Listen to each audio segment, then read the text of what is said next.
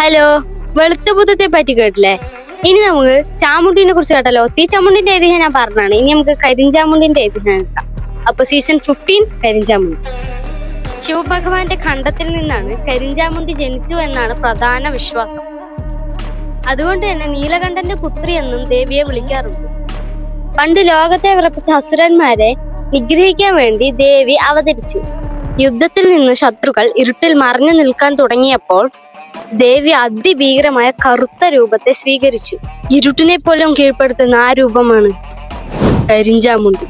കറുത്ത വസ്ത്രവും കറുത്ത ഉടയാടങ്ങളും അണിഞ്ഞ് ശത്രുക്കളെ വേരോടെ നശിപ്പിച്ച് സംഹാരരുദ്രയായ ദേവിയായിട്ടാണ് കരിഞ്ചാമുണ്ടിയെ സങ്കല്പിക്കുന്നത്. പല തറവാടുകളിലും കരിഞ്ചാമുണ്ടിയെ കാവൽ ദൈവമായിട്ടാണ് കാണുന്നത്.